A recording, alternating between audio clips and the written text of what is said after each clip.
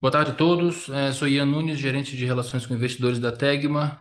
Sejam bem-vindas e bem-vindos à conferência da Tegma para a discussão dos resultados do terceiro trimestre de 2025.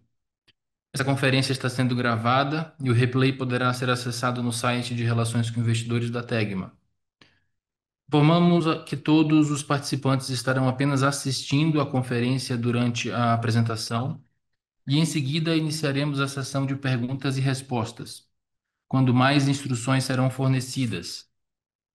Para os ouvintes da conferência em inglês, disponibilizamos no chat o link da apresentação em inglês, para o acompanhamento.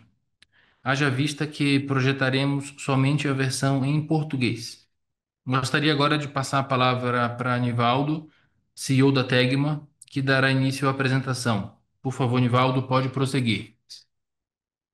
Boa tarde a todas e todos. Sou Nivaldo Tuba, CEO da Tegma, e em nome de toda a empresa agradeço mais uma vez a participação em nossa teleconferência de resultados. Comigo aqui tem o Ramon Pérez, nosso diretor financeiro de RI, e Ian Nunes, nosso gerente executivo de RI. Como de costume, iniciamos nossa apresentação pelo slide 2, onde as senhoras e os senhores poderão encontrar nosso disclaimer a respeito das nossas declarações prospectivas. Passando agora para o slide 3, mostramos os destaques do trimestre. Primeiro, gostaríamos de comentar a distribuição de dividendos e juros sobre capital próprio aprovada em reunião do Conselho de Administração ontem. Foi deliberado o pagamento referente ao terceiro trimestre de 2025, que será de 64 milhões, a ser pago no próximo dia 18 de novembro, e que corresponde a 80% do lucro líquido do período, ou aproximadamente 8,2% de dividend yield, também dos últimos 12 meses. Essa distribuição é a maior antecipação já feita pela empresa referente ao terceiro trimestre. O segundo destaque se trata de um importante investimento feito pela Tegma em um terreno na cidade de Camaçari, que será utilizado como pátio para armazenagem, PDI, consolidação e embarque de veículos, em especial da BYD. Esse terreno tem 200 mil metros quadrados e se localiza ao lado da montadora de veículos chinesa, permitindo maior agilidade na transferência dos veículos. Com essa área extra, pretendemos ampliar a capacidade de prestação de serviços para a logística automotiva naquele polo industrial. O investimento total será da ordem de 43 milhões de reais, entre o pagamento do terreno e benfeitorias. O terceiro destaque trata do evento climático catastrófico que se passou na fábrica de motores da Toyota, em Porto Feliz, aqui em São Paulo. Como fornecedor de tantas décadas da Toyota, lamentamos esse desastre e nos colocamos à disposição para qualquer tipo de auxílio. Os danos causados interromperam a produção de veículos da montadora ao longo do mês de outubro. No começo desse mês, a produção foi gradualmente retomada com motores importados. Além disso, os veículos importados mantiveram seu fluxo normal. Com isso, pôde-se observar uma queda nas vendas da Toyota no mês de outubro. Para mitigar os efeitos dos resultados da Tegma, a empresa determinou férias coletivas na operação e remanejamento de equipe que era dedicada ao atendimento das duas fábricas da Toyota.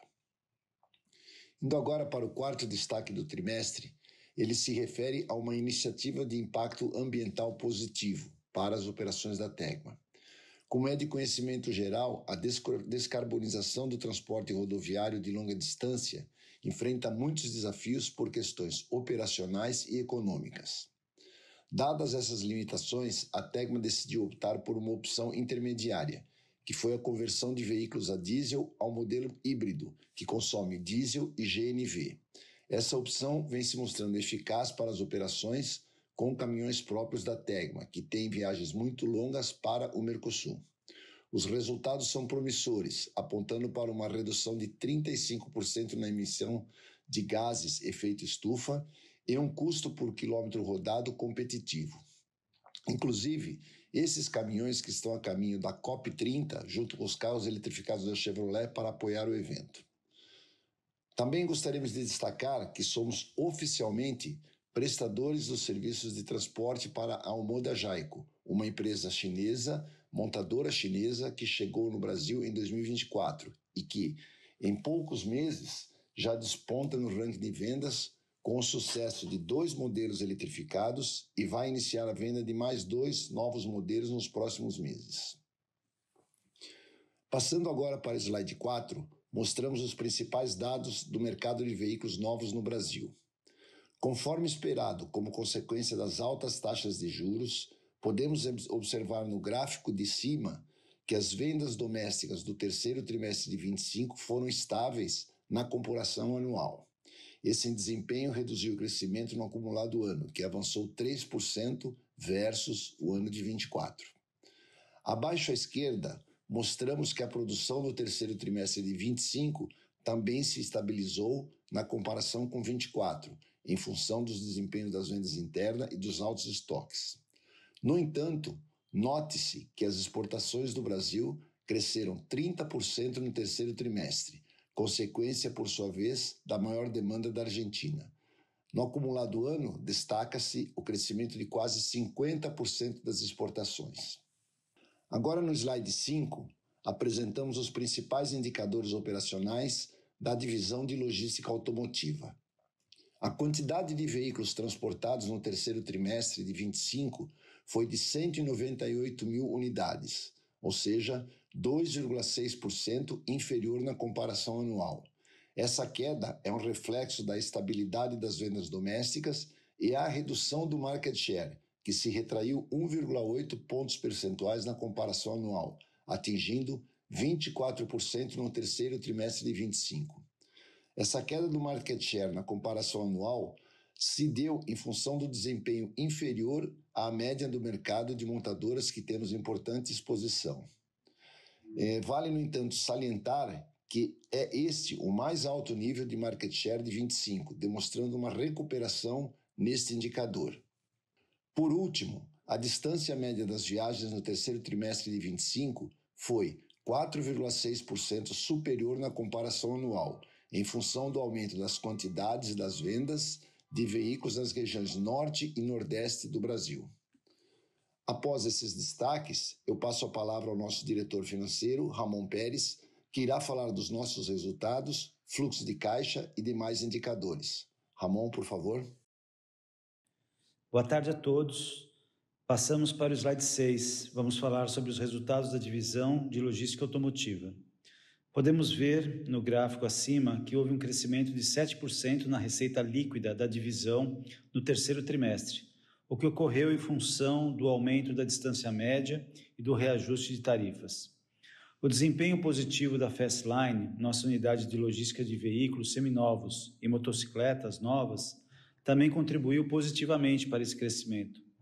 Nesse trimestre, tivemos alguns eventos não recorrentes que afetaram negativamente as deduções da receita bruta em 5,2 milhões de reais, como mudanças de critérios de apuração de crédito de ICMS e descontos comerciais, conforme detalhado em nosso earnings release. Abaixo, vemos que o EBITDA no terceiro trimestre foi de aproximadamente 112 milhões, correspondendo a 18,7% de margem, uma queda de 2,2 pontos percentuais. Essa queda decorre dos fatos explicados que afetaram a receita líquida, além de custos adicionais provenientes de picos de movimentação de veículos em regiões que necessitaram de suporte adicional, como a região norte e a operação no Espírito Santo, para veículos importados.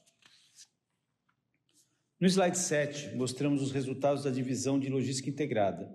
Observamos que a receita líquida no terceiro trimestre reduziu-se em 18% na comparação anual. Essa redução decorre da queda de volume enfrentada em alguns clientes da carteira e da não renovação de um contrato de transporte inbound, de barrilha e sulfato para um dos principais clientes do segmento. O EBITDA do terceiro trimestre foi de 5 milhões de reais, resultando numa margem de EBITDA de 14% contra 19,1% na comparação anual. O resultado é explicado pela menor diluição dos custos fixos, que não puderam ser ajustados à perda do contrato. No slide 8, mostramos os destaques financeiros da GDL. Podemos ver no gráfico acima que a receita líquida do terceiro trimestre cresceu 9% na comparação anual, atingindo 81 milhões. Tal crescimento ele é fruto do aumento da demanda por serviços de armazenagem alfandegada, que tem percebido um aumento da importação de maquinário pesado, assim como pelo aumento da demanda pelos serviços de armazenagem e movimentação de veículos leves importados.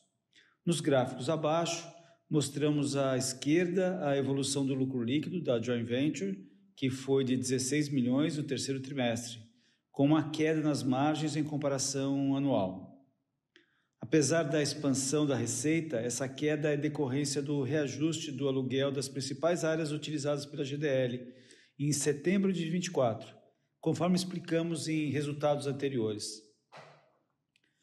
No gráfico ao lado, mostramos os dividendos da GDL de 25, que foram substancialmente inferiores ao de 24 em função do pagamento em 24 de lucros acumulados de exercícios anteriores. Seguindo para o slide 9, apresentamos os resultados consolidados. A receita líquida do terceiro trimestre foi de 634 milhões de reais, representando um crescimento de 5% na comparação anual.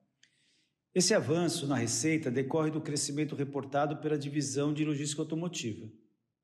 Abaixo, vemos que no terceiro trimestre a margem EBITDA se retraiu de 20,8% para 18,4% na comparação anual, devido aos eventos não recorrentes nas deduções da receita bruta e aos custos operacionais adicionais da logística automotiva, ao crescimento das despesas, e as despesas, por sua vez, cresceram 14% em função de maiores honorários advocatícios, em parte ligados ao arquivamento de processos judiciais, ao aumento de custo com pessoal proveniente de adequações de quadros e do aumento da amortização proveniente do novo ERP, conforme detalhamos em nosso earnings release.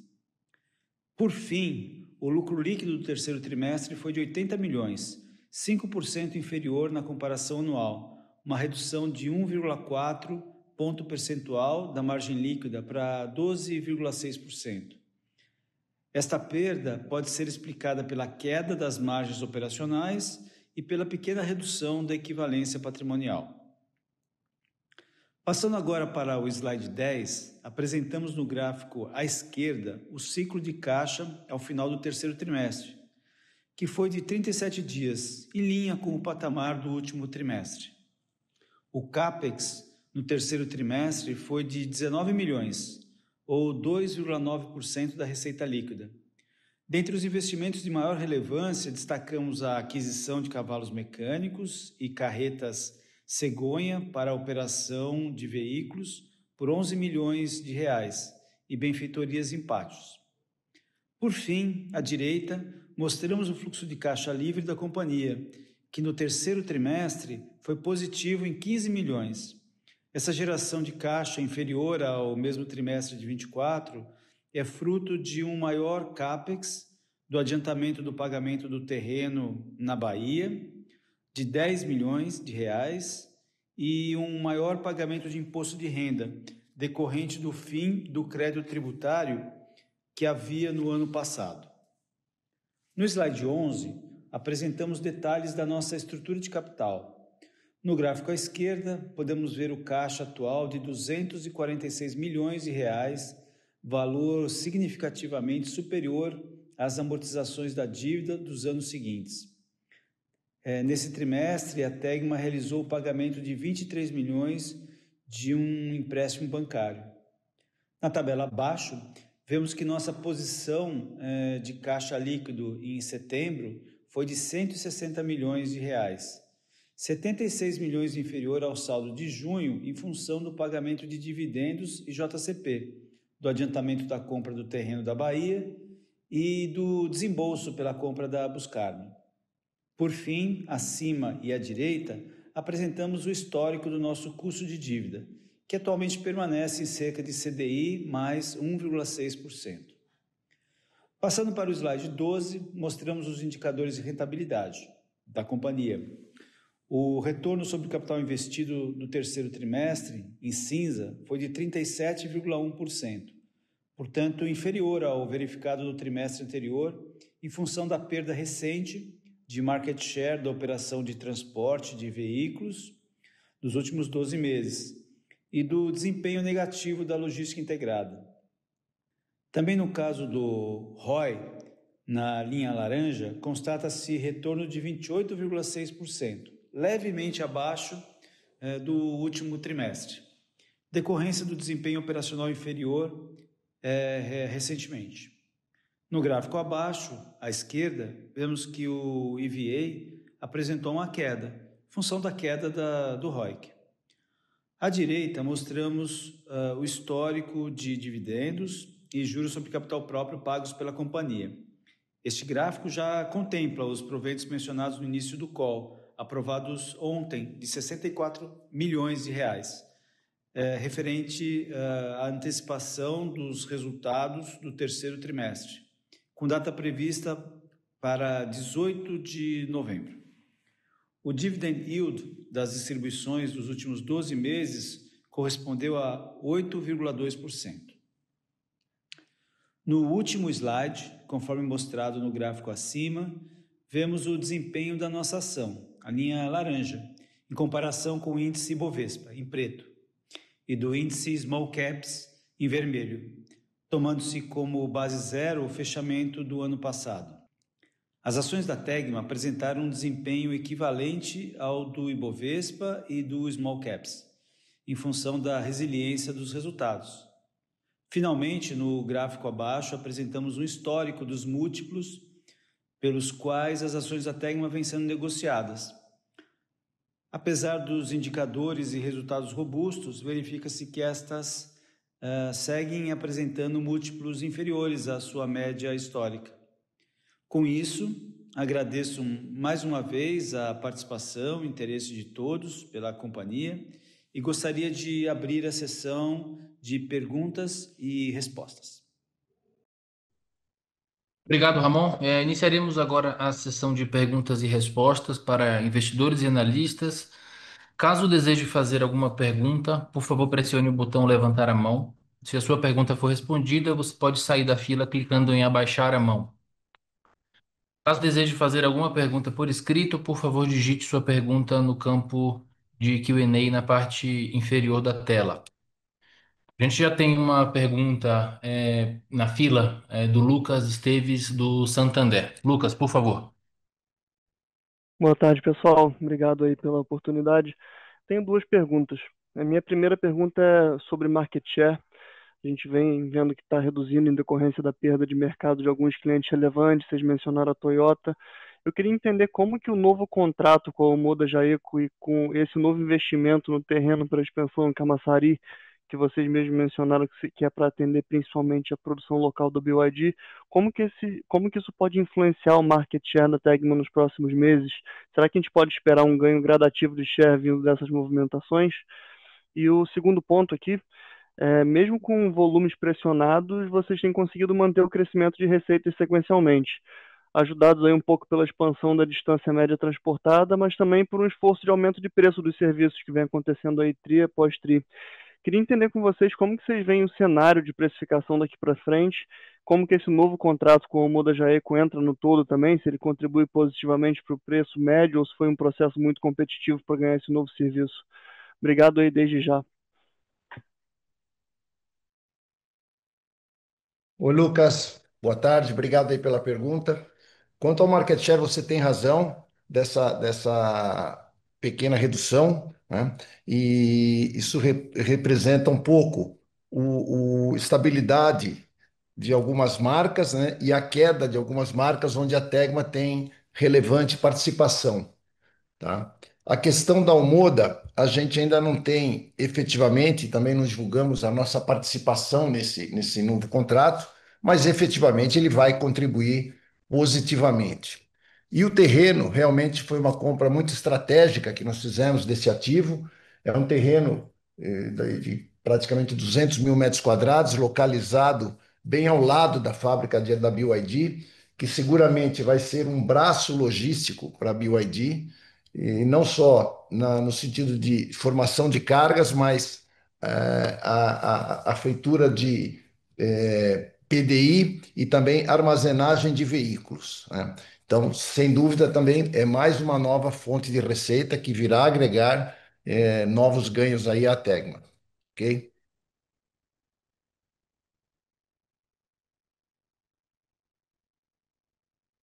Perfeito. Em relação à precificação, outro ponto que eu tinha mencionado, como que vocês veem o cenário de precificação daqui para frente? E esse contrato aí com o Modo também, se ele contribui positivamente frente à média de preço?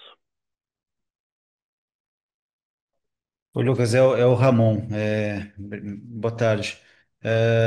Bom, com relação os novos entrantes, né, os novos clientes, a gente vê uma estabilidade aí de margens aí nessa nova receita. De fato, a gente teve um impacto positivo aqui pelo crescimento da distância, como você mencionou. Mas, de maneira geral, a gente espera uma retomada do nosso market share, né? E pelas razões aqui que foram explicadas pelo Nivaldo, mas em termos de margem, uma maior diluição dos custos fixos, né? Obviamente, isso deve ter um resultado positivo, né?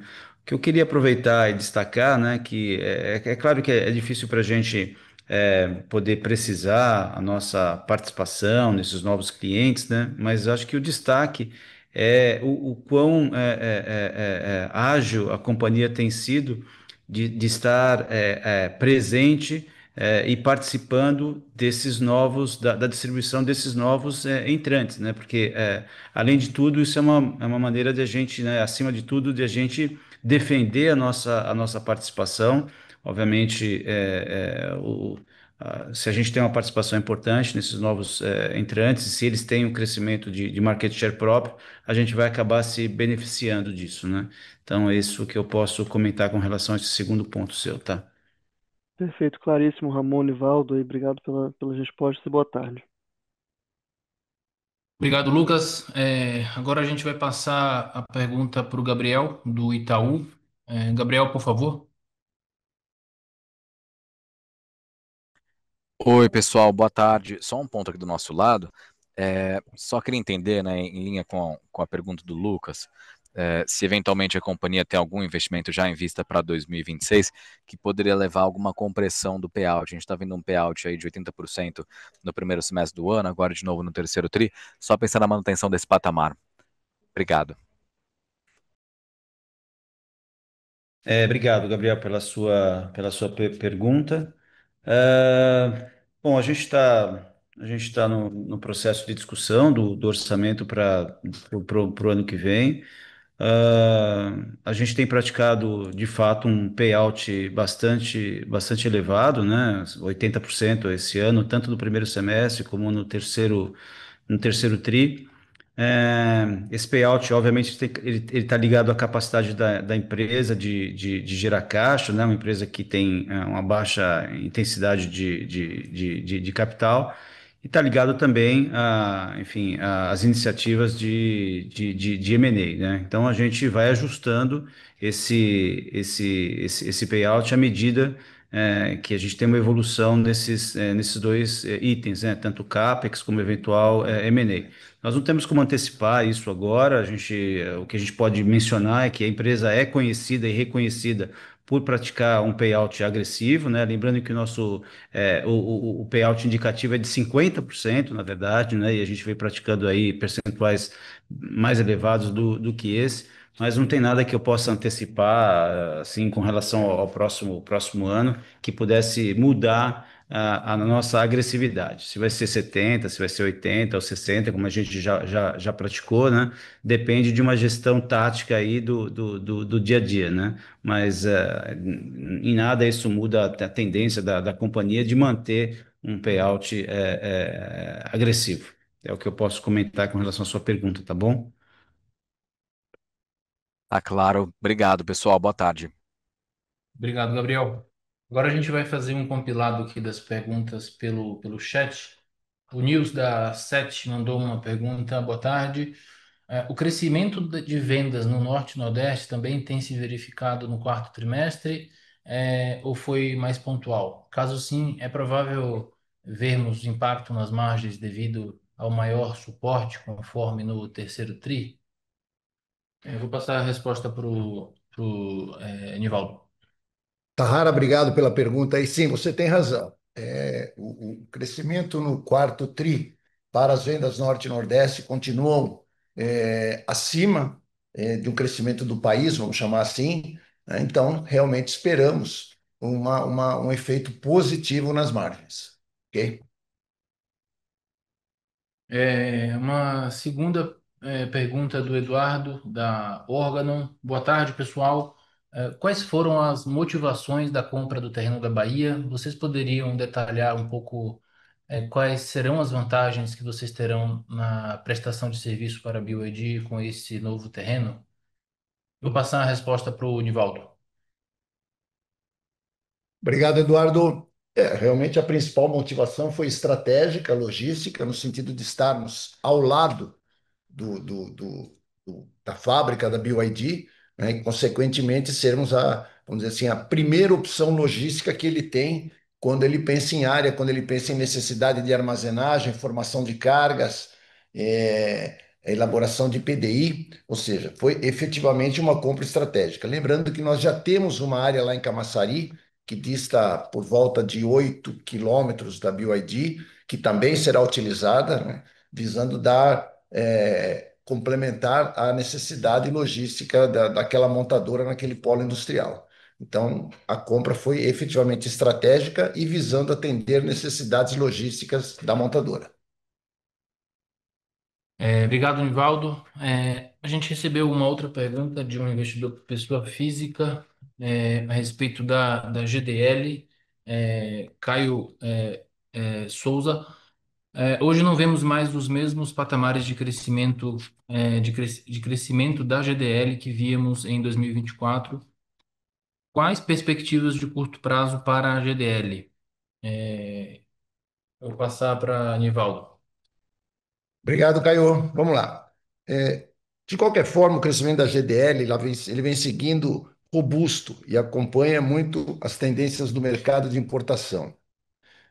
A gente observou um grande boom em 2024 na importação de veículos chineses, né? Levando nesses 9 primeiros meses, as vendas de veículos importados cresceram 37%, enquanto neste ano o crescimento foi de apenas 11%. Isso efetivamente indica uma desaceleração nas vendas de importados. Mas, por outro lado, a GDL tem compensado esse cenário com expansão de serviços para outros produtos, como ela já fazia no passado, só que agora com uma infraestrutura bastante modificada e melhorada. Então, atendendo agora, além dos veículos, maquinário pesado, fármacos, partes e peças, e tanto para armazenagem alfandegada quanto para os centros de distribuição. Então, resumindo, a gente entende que, embora não seja fácil repetir o ritmo de crescimento de 24, a companhia vai continuar a busca por essa diversificação de setores e de serviços, assim como a busca de novas montadoras que estão chegando ao país e ainda vão se aproveitar do benefício fiscal do Estado do Espírito Santo, né? A gente também pode colocar, acrescentar isso, que ocorreu uma pequena queda na rentabilidade da companhia devido a um realinhamento dos valores de aluguel na região. As nossas áreas estavam já há algum tempo sem o reajuste, sem uma reavaliação mercadológica, né? Então, esses reajustes foram feitos e acabaram impactando no custo, consequentemente na nossa rentabilidade. Obrigado, Nivaldo. Vamos agrupar mais algumas perguntas do Q&A aqui. Só um instante, por favor.